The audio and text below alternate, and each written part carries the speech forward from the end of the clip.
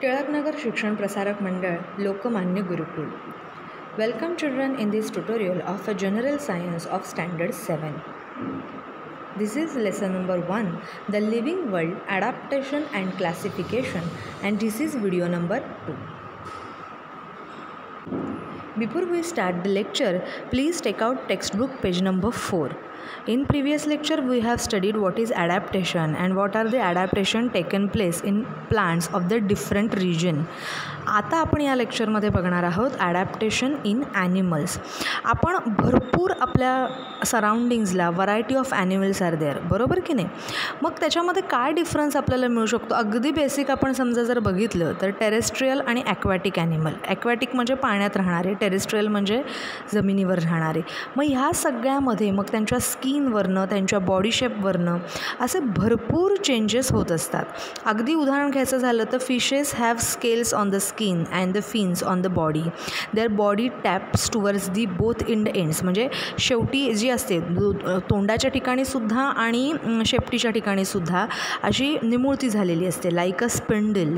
आणि फिशेस जे असतात, मासे जे असतात, ते breathe with the gills instead of nose. म्हणजे नाकांच्या ऐवजी ते गिल्सने श्वासोच्छ्वास करत असतात.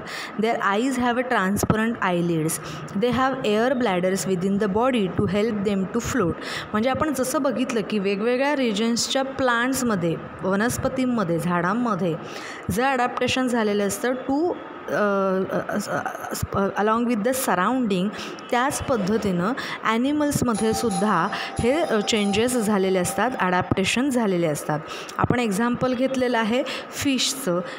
तुम्हाला डायग्राममध्ये सुद्धा दिसतं आहे की स्केल्स आहेत, गिल्स आहेत, फिन्स आहेत, बॉडी टुवर्ड्स दी एंड आणि तोंडाच्या ठिकाणीसुद्धा अशी स्पिंडलसारखी टॅपर्स झालेली आहे. त्याच्यानंतर त्यांच्या बॉडीमध्ये एअर ब्लॅडर्स असतात सो दॅट ते फ्लोट करू शकतात. ओके, हा एक झालं ॲडॅप्टेशन फिशमध्ये. आता दुसरं एक्झाम्पल दिलेलं आहे डकचं. तर डकला काय दिलेलं आहे की वेब्ड टोज. म्हणजे बघा त्या डायग्राममध्ये क्लिअरली दिसतं आहे की दोन बोटांच्या मध्ये असं वेब लाईक स्ट्रक्चर आहे त्यांचं, बरोबर. मग का बरं? Because of that webbed toes they can use their legs like oars. Oars म्हणजे काय तर ते असे व्यवस्थित छानपैकी उभं राहून पुढे जाऊ शकतात. Water flows off the waxy feathers of the bird like. म्हणजे ह्यांचेसुद्धा फेदर्स जे असतात त्याच्यावर वॅक्सी लेअर असतो. Webbed toes, slippery smooth skin and triangular head helps frogs to swim easily through water. म्हणजे फ्रॉगमध्ये काय झालं ॲडॅप्टेशन तर त्याला वेब्ड टोज आहेत, स्लिपरी आणि स्मूथ स्किन आहे आणि ट्रायँग्युलर हेड आहे, बरोबर. They can live on land as well as in the water due to their ability to breathe through the skin in the water and using the nose and lungs on the land. म्हणजे frog कसं असतं, frog आपण जर बघितलं तर जमिनीवर पण राहतो आणि पाण्यात पण राहतो. मग त्याच्यामध्ये काय ॲडॅप्टेशन झालं आहे तर पाण्यामध्ये जर तो असेल तर he can breathe with their skin, म्हणजे थ्रू देअर स्किन. आणि जर तो जमिनीवर राहणार असेल तर तो नोज आणि लंग्सच्या थ्रू त्याचं ब्रिदिंग करतो. The typical colour of frogs back help it to hide among grasses. तुम्ही बेडकांना बघितलेलं आहे, हिरव्या कलरचे असतात सो दॅट गवतामध्ये ते व्यवस्थित लपू शकता असे म्हणून. आणि ह्यानंतर आता ॲम्फिबियन्स. ॲम्फिबियन्स म्हणजेच काय की जे जमिनीवर पण राहतात आणि पाण्यामध्ये पण राहतात. तर एक तुम्हाला बेडकाचं म्हणजे फ्रॉगचं एक्झाम्पल दिलेलं आहे. अशी आणखीन कुठली कुठली एक्झाम्पल्स तुम्हाला फाइंड आउट करता येतात का, तो अभ्यास तुम्ही करायचा आहे मुलांनो, बरोबर. आता त्याच्यानंतर त्यांनी दिलेलं आहे ॲडॅप्टेशन इन फॉरेस्ट आणि grassland animal.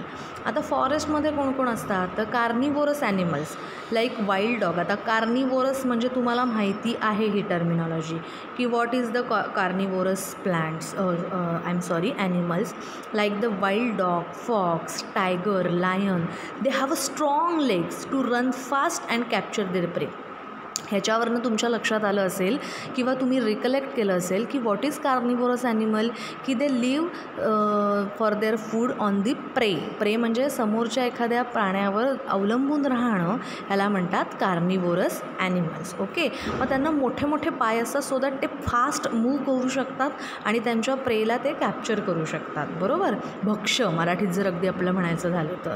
They have claws and their canine teeth are sharp and pointed. हां, आता त्यांनी दिलं आहे की what is the function of such teeth. काय असेल बरं फंक्शन, की पटकन त्या प्रेला म्हणजे त्यांच्या भक्ष्य प्राण्याला जर त्यांनी झडप घातली तर त्याला ते इझिली त्या कॅनाईन म्हणजे त्या टीथने अणुकुचीदार अशा त्या दातांनी पटकन ते त्याच्यावर हल्ला करून त्याला मारू शकतात. म्हणून हे त्यांच्यामध्ये झालेले चेंजेस असतात. बरोबर. आता टायगरमध्ये काय आहे तर त्याला पॅडेड पॉज असतात. This enables them to silently stalk their prey and capture it easily.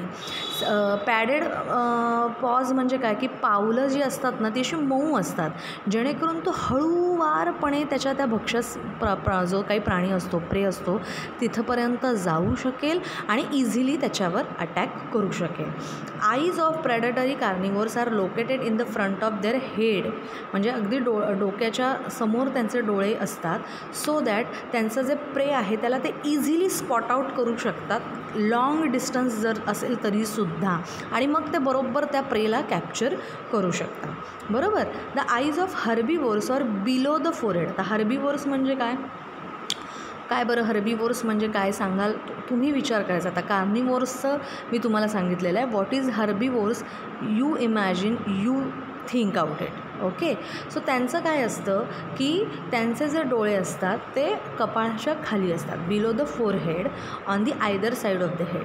This gives them wild angle vision which helps to protect them from predators.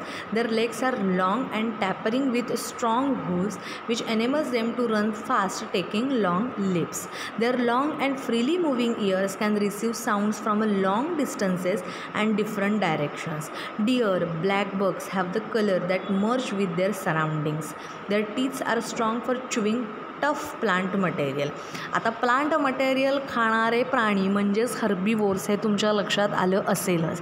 मग त्यांच्यामध्ये काय काय चेंजेस झालेले असतात तर प्रेडेटर म्हणजे त्यांनासुद्धा कोणी काही असेल प्रेडेटर समोर तर मग त्याचा आवाज येऊन ते व्यवस्थित हे करू शकतात.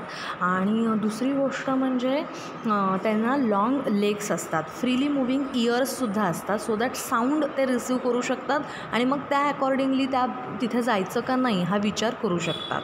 सो इतके त्यांच्यामध्ये चेंजेस झालेले असतात मुलांना.